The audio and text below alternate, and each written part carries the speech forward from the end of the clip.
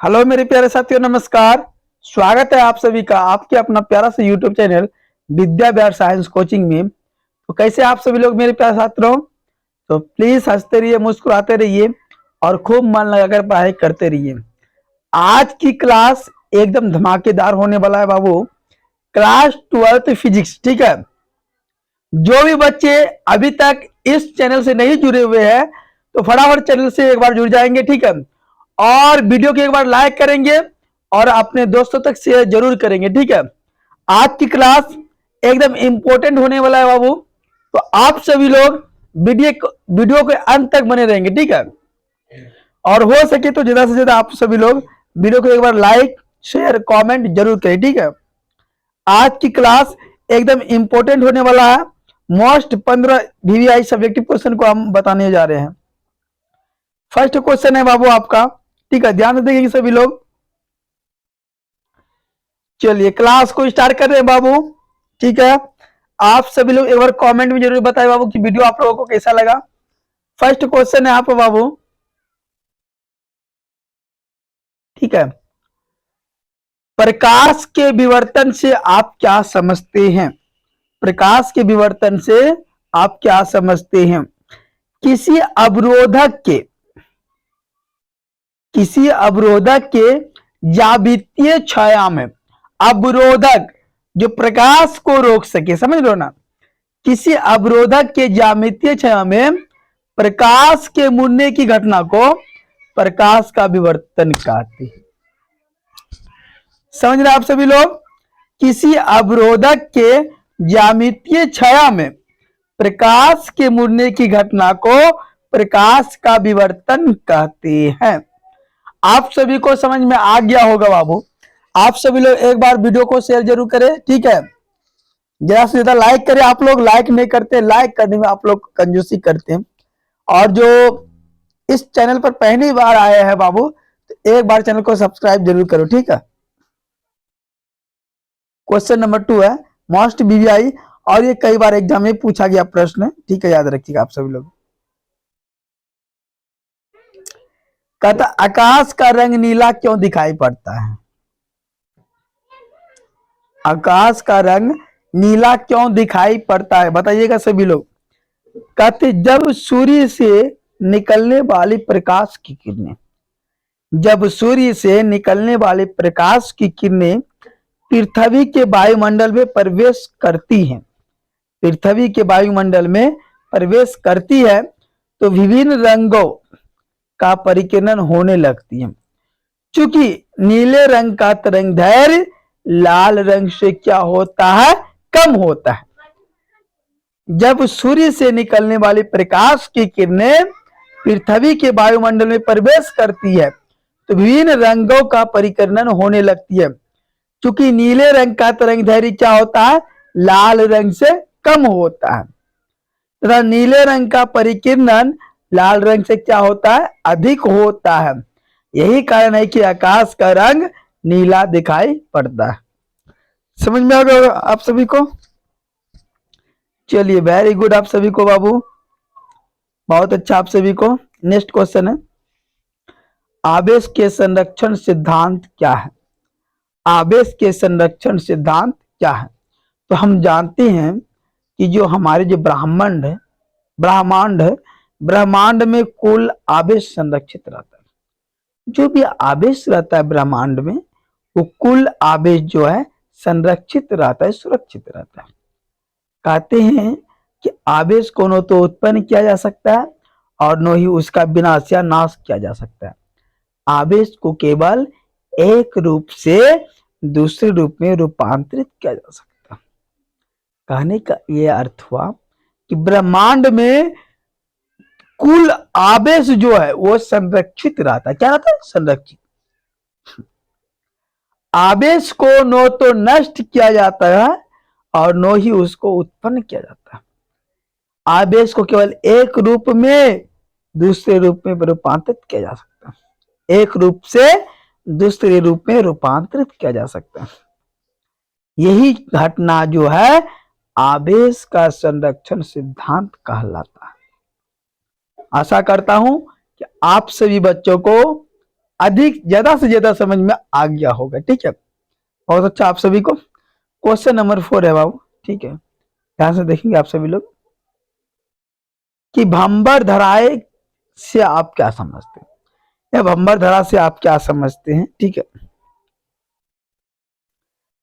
ध्यान से देखेंगे सभी लोग बाबू, एक बार शेयर करिए सभी लोग, और अपने अपने मोबाइल में स्टेटस जरूर लगाइए आप सभी लोग। ठीक है, देखिए बाबू, यदि आप लोग मेरी मदद करते हैं तो मात्र और 230 रह गया है सब्सक्राइबर। ठीक है, इतना और पूरी जाएगा तो मेरा चैनल जो है मोनेटाइज हो जाएगा। तो आप सभी के लिए बड़ी ही खुशखबरी की बात है कि आप सभी लोग मेहनत कीजिए। ठीक है, और हमारे चैनल को सब्सक्राइब ज्यादा से ज्यादा करवाइए आप सभी लोग।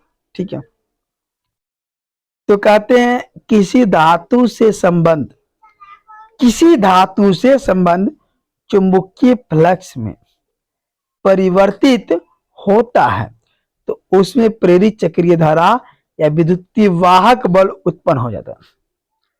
किसी धातु से संबंध चुंबकीय फ्लक्स में परिवर्तित होता है तो उसमें प्रेरित चक्रीय धारा या विद्युत वाहक बल उत्पन्न हो जाता है। इसे ही क्या कहते बाबू, भंबर धारा कहते। ठीक है, आप सभी को समझ में आ गया होगा। चलिए, वेरी गुड। आप सभी को क्वेश्चन नंबर 5 है बाबू, मोस्ट वीवीआई क्वेश्चन, हर एक साल बोर्ड एग्जाम में पूछा जाता है। संधारित्र की धारिता से आप क्या समझते हैं, संधारित्र की धारिता से आप क्या समझते हैं।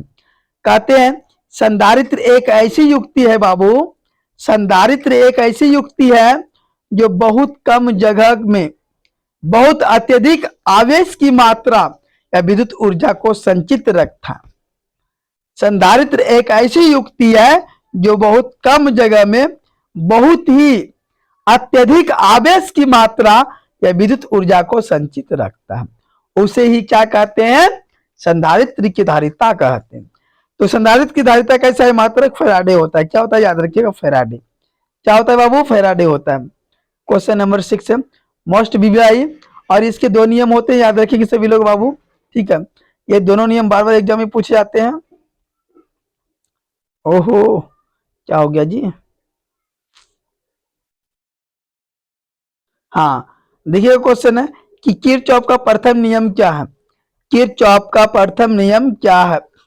कहता इस नियम के अनुसार किसी बिंदु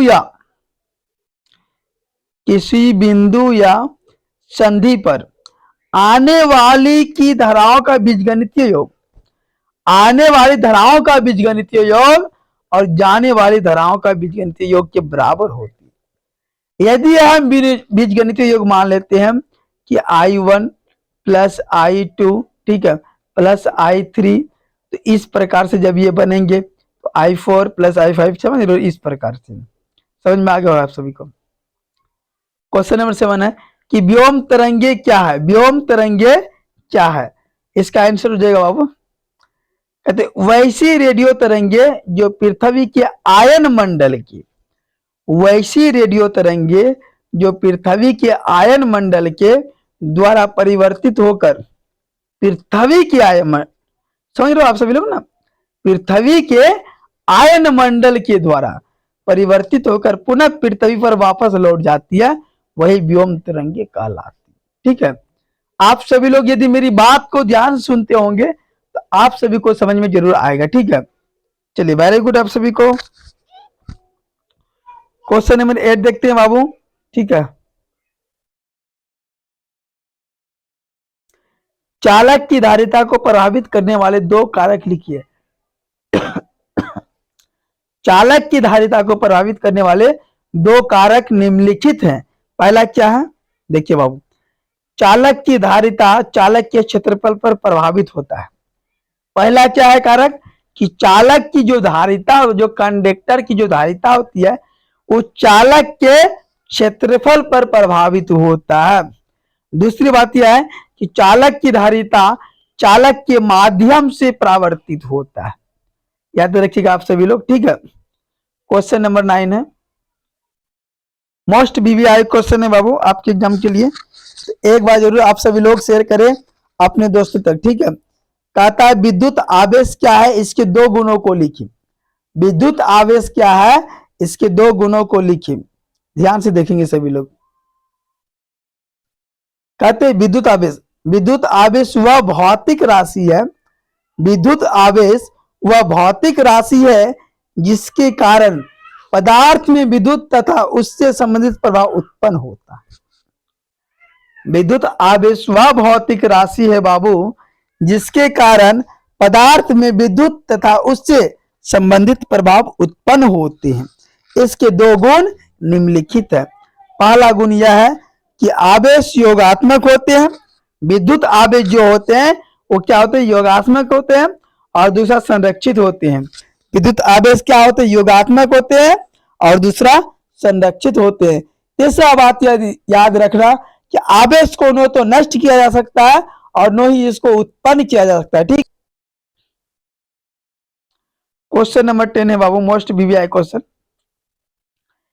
वोल्ट मीटर किसे कहते हैं, वोल्ट मीटर किसे कहते हैं, याद रखेंगे सभी लोग।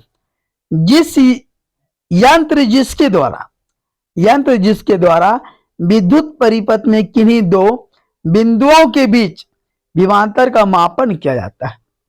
यंत्र जिसके द्वारा विद्युत परिपथ में दो बिंदुओं के बीच विभवांतर का मापन किया जाता है, अर्थात विभवांतर नापा जाता है, उस यंत्र को क्या कहते हैं, वोल्ट मीटर कहते हैं। वोल्ट मीटर के द्वारा विद्युत विभवांतर ये दोनों वोल्ट में मापा जाता है, याद रखिएगा। ठीक है, समझ में आ गया होगा आप सभी को।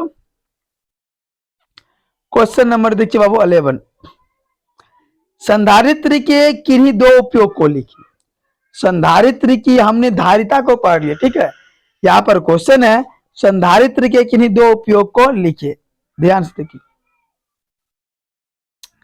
संधारित्र के दो उपयोग निम्नलिखित है। पहला है ऊर्जा संचायक के रूप में। संधारित्र का पहला उपयोग है कि ऊर्जा संचायक के रूप में, और दूसरा है इलेक्ट्रॉनिक परिपथों के रूप में। दूसरा क्या है, इलेक्ट्रॉनिक परिपथों के रूप में, याद रखिएगा। क्वेश्चन नंबर 12 है बाबू, मोस्ट वीवीआई क्वेश्चन, याद रखिए आप सभी लोग। आवेश के क्वांटमीकरण से आप क्या समझते हैं, आवेश के क्वांटमीकरण से आप क्या समझते हैं, याद रखिए आप सभी लोग।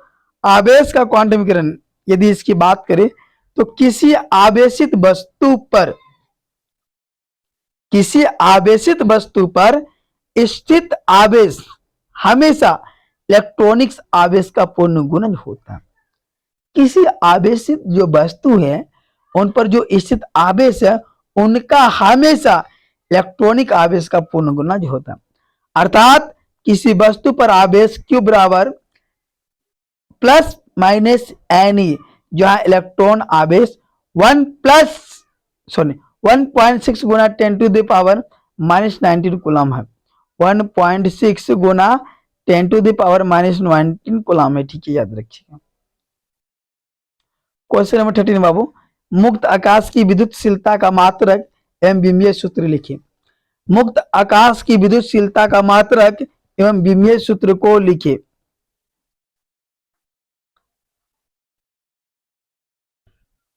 देखिए, कहता है कि मुक्त आकाश की विद्युतशीलता का इकाई मात्रक फैराडे मीटर यानी फैराडे बटे मीटर एवं विमीय सूत्र जो होता है, विमीय सूत्र होता है बाबू M inverse L inverse two T पर पावर 4 इंटू ए स्क्वायर। ठीक है, ये होता है इसका विमीय सूत्र, याद रखिएगा। M inverse two L inverse two T पर पावर 4 ए स्क्वायर, याद रखिएगा। ठीक है, मुक्त आकाश की विद्युतशीलता का ये विमीय सूत्र है। ठीक है, आप सभी लोग याद रखेंगे। क्वेश्चन नंबर बाबू 14 है, मोस्ट वीवीआई, और ये कई बार आपके एग्जाम में पूछा गया प्रश्न है, डायरेक्ट बोर्ड एग्जाम में पूछा जाएगा, याद रखिएगा। ठीक है, आप सभी लोग। विद्युत क्षेत्र रेखाएं क्या है, इसके दो गुणों को लिखिए। कहते हैं विद्युत क्षेत्र रेखाएं, विद्युत क्षेत्र रेखाएं वे वक्र रेखा है जिसे किसी बिंदु पर खींची गई स्पर्श रेखा उस बिंदु पर विद्युत तीव्रता की दिशा बताती है। विद्युत क्षेत्र रेखाएं वे वक्र रेखाएं हैं जिसके किसी बिंदु पर खींची गई स्पर्श रेखा उस बिंदु पर विद्युत तीव्रता की दिशा बताती है। पहला गुण इसका यह है कि विद्युत क्षेत्र रेखाएं धनावेश से प्रारंभ होती है और ऋण आवेश पर समाप्त होती है, यानी प्लस से स्टार्ट होता है और माइनस पे जाके प्लस से स्टार्ट होता है, माइनस पर जाकर के ये समाप्त होती है। दूसरी बात इसका है बाबू कि कोई भी दो विद्युत क्षेत्र रेखाएं एक दूसरे को काट नहीं सकती। विद्युत क्षेत्र रेखाएं एक दूसरे को कभी भी नहीं काट सकती है। आशा करता हूं कि आज की क्लास आप लोगों को अच्छा लगा होगा। सो प्लीज आप लोग एक बार शेयर जरूर करेंगे इस वीडियो को।